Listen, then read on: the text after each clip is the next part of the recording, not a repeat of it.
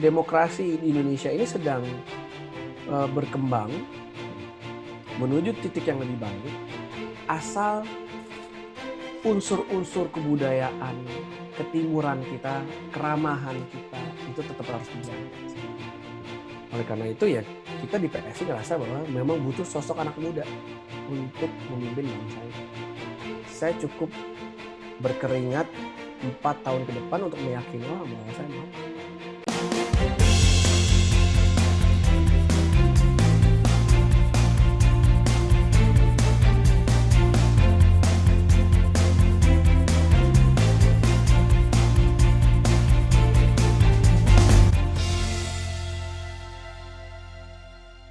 Halo semua viewers, berjumpa lagi bersama saya Yuda Batara Hasibuan di program Perspektif. Dan pada episode kali ini kita akan ngobrol-ngobrol dengan Bro Giring yang merupakan PLT Ketua Umum PSI menggantikan Sis Grace Natali. Dan seperti apa sih perbincangan kita terkait ini isu-isu yang dia sedang mencanangkan ingin menjadi calon presiden di tahun 2024. Jadi langsung aja kita ngobrol-ngobrol bareng Giring. Nah, sebelum kita membahas lebih jauh nih rencana Mas Giring dalam pencalonan Presiden 2024. Saya mau nanya nih Mas, mungkin terdengar klise, tapi saya masih penasaran apa sih yang membuat Mas Giring berani terjun ke dunia politik gitu? Menjadi public servant atau pelayan masyarakat, menurut saya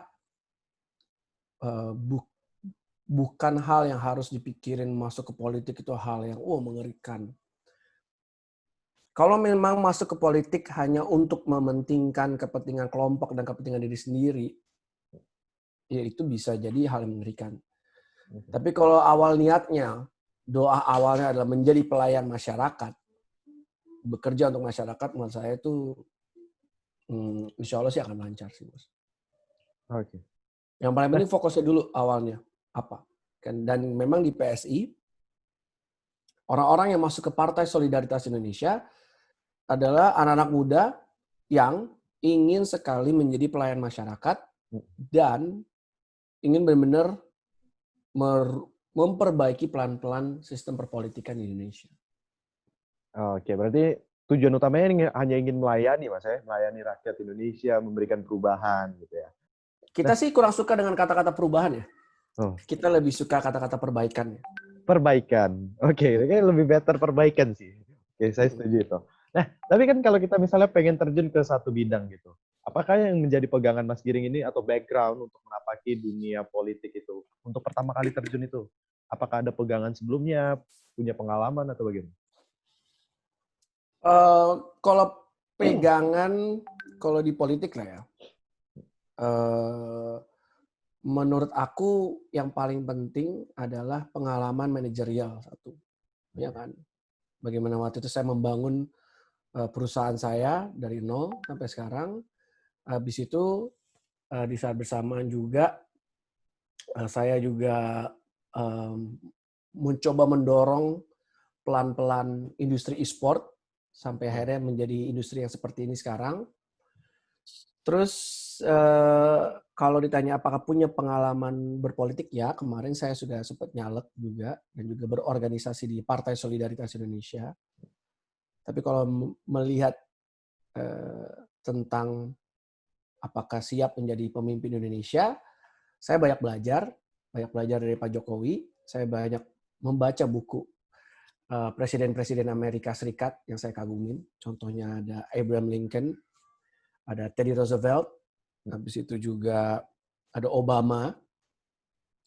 Saya juga mengagumi presiden-presiden kita yang sebelumnya. Dan sejujurnya saya suka banget sejarah. Saya suka banget sejarah. Saya hampir setiap malam itu baca buku-buku sejarah dan juga nontonin dokumentasi sejarah lah intinya. Menurut saya dari situ saya bisa ngambil sisi positif dari pemimpin dan sisi negatif dari pemimpin. Oke. Nah, tapi sebelum terjun ke dunia politik untuk pertama kali nih, kayaknya aku ikutan manggil bro nih, kayaknya lebih enak ya. I know bro, come on man, no problem man, no problem. Bro Giring ini sendiri waktu terjun pertama kali ke dunia politik gitu, apakah merasa takut gitu sebagai pemula, kita sebutnya pemula, ataukah ketika udah terjun sebenarnya nggak setakut itu gitu, nggak seseram itu? Alhamdulillah saya terjun langsung ke partai yang sangat-sangat tidak menakutkan. Oke. Alhamdulillah di PSI adalah partai yang egaliter. Kita adalah partai yang benar-benar, kalau gini deh bro, kalau boleh jujur, saya lebih melihat PSI itu gerakan sih. Kita tuh movement. Oke. Bagaimana kalau misalnya di partai lain hierarki itu sangat-sangat dijunjung kan, ya kan? Di mana senioritas, jarak antara ketua umum ke sekjen, jarak antara ketua umum ke anggota, dari sekjen ke anggota itu kan ada feel dibuat secomplicated mungkin. Ya akhirnya membuat banyak sekali sikut-sikutan kan ya dalam Setuju. partai sendiri. Ya, tapi sekarang PSI kan enggak bos. PSI kan anak muda. Kita bisa aja langsung duduk sama Sis Grace. Dulu waktu saya masuk juga bisa langsung duduk sama Sis Grace, ngobrol bareng, ngobrol brainstorming sama Bro Jen, Raja Juli Antoni. Feel itu yang saya rasa tidak akan dimiliki di partai lain. Jadi semua orang bilang, wah takut masuk partai politik, masuk politik. Ya karena sikut-sikutannya mungkin takut kali ya. Oke. Nah itu kan, Tusuk-tusukan dari belakang ya mungkin takut. Cuman kalau di PSI nggak ada bos kayak gitu bos.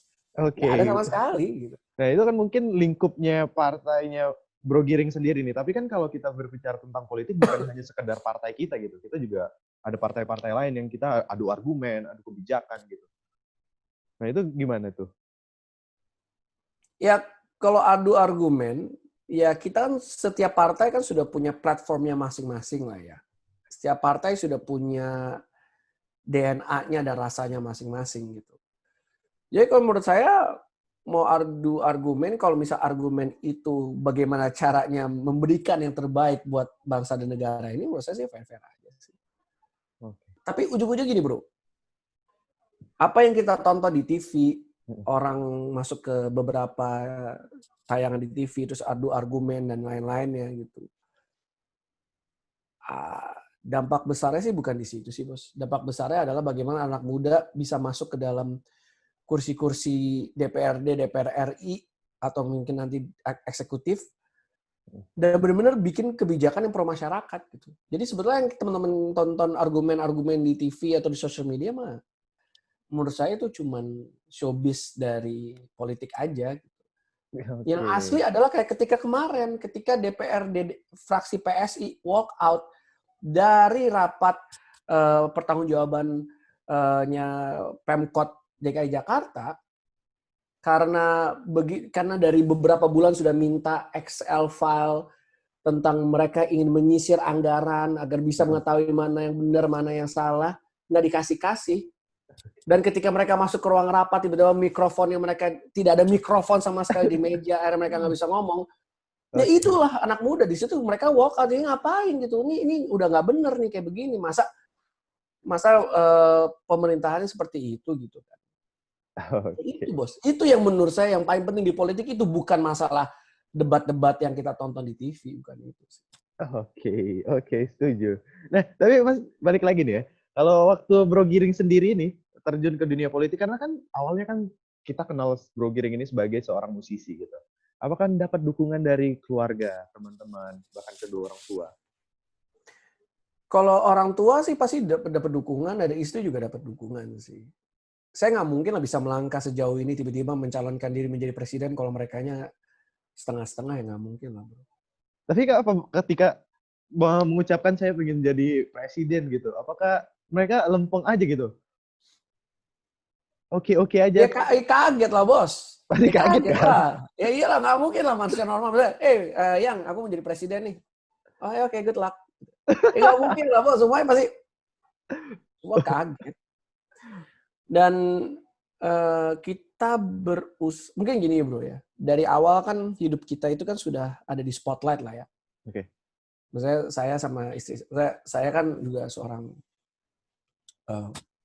vokalis di band gitu kan, dan pernah main film. Maksudnya kehidupan berada di spotlight adalah hal yang sudah saya jalani selama belasan tahun, dan istri saya juga sudah dari 2010 juga sudah ada di 2008 sudah ada di spotlight itu. Gitu. Jadi menurut kita ya hidup kita normal-normal aja sampai sekarang.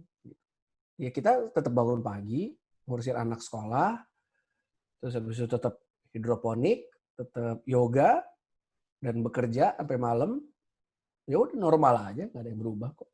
Oke. Tapi tantangan kalau kita bicara tentang tantangan gitu ketika beralih profesi ya dari seorang musisi ke politikus, apa sih yang menjadi tantangan buat Mas Giring sendiri?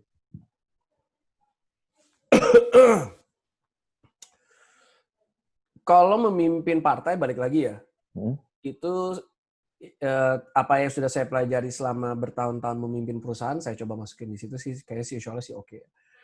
Cuman kalau kita ngomongin adaptasi menjadi politisi, saya tuh kurang suka ya kata-kata politisi. Saya lebih suka kata-kata negarawan. Kita di Negarawan. PSI itu sedang mencoba mencetak ribuan negarawan untuk bisa menjadi pemimpin di masa depan Indonesia gitu. Jadi daripada kita cuma berpikiran bagaimana menjatuhkan A atau bagaimana mempengaruhi B, kita mencoba untuk balik lagi ke core-nya kita untuk menggunakan politik sebagai alat membuat bangsa dan negara ini dan rakyatnya lebih sejahtera. Itu sih, Bos. Oke. Nah bro, waktu perpindahan profesi itu tuh, kan apalagi kayak yang bro sendiri bilang itu, spotlight gitu ya. Udah berpuluh-puluh tahun berkarya gitu di industri Indonesia. Tiba-tiba mencanangkan pengen terjun ke dunia politik. Berbagai tanggapan kan pasti tentu Bro Giring dapatkan gitu kan. Apa aja sih yang tanggapan-tanggapan apa aja yang selalu kena ke hati itu? Apakah ada yang menyakitkan atau ada yang sangat support? Udah biasa, Bos ya. Yang menyakiti udah biasa, yang dipuji alhamdulillah, yang disupport alhamdulillah, yang nyakiti juga udah ya udahlah ya gitu. Bagi saya ya itu ciri-ciri negara demokratis, Bro. Semua orang boleh berpendapat loh. Ya kan? Misalnya gini, Bro suka Blackpink misalnya. Oke. Saya suka BTS gitu misalnya. Terus kita debat lah. Debat. Oh, gitu. Tapi kalau abis debat kita masih bisa makan mie ayam bareng, kita masih bisa minum es teh manis bareng, ya itu ciri-ciri negara demokratis menurut saya. Ya udahlah ya. Gitu. Ada orang yang setuju dengan pencalonan ini, ada orang yang nggak setuju. Tapi jangan sampai kita sebagai satu bangsa yang hebat pecah cuma gara-gara dukung presiden yang mana. Gitu. Setuju. Kayak kemarin waktu ketika pilpres gitu, 2 kali pilpres, saya sangat menyayangkan sebetulnya ketika anak-anak muda yang terlalu membawa semuanya kayak panas banget gitu. Padahal sebetulnya Pak Prabowo sama Pak Jokowi itu sahabatan. Jadi mereka Yang sahabatan. atas-atasnya aja sahabatan gitu ya, bro. Iya, gitu. Mereka sahabatan semua. Oke Bro Giring, kita tahan dulu ya karena kita harus break nih. Nanti kita lanjutin obrolan kita. Nah, Smart Viewers, jangan beranjak terlebih dahulu karena Perspektif akan kembali sesaat lagi. Jadi tetaplah bersama kami di Perspektif.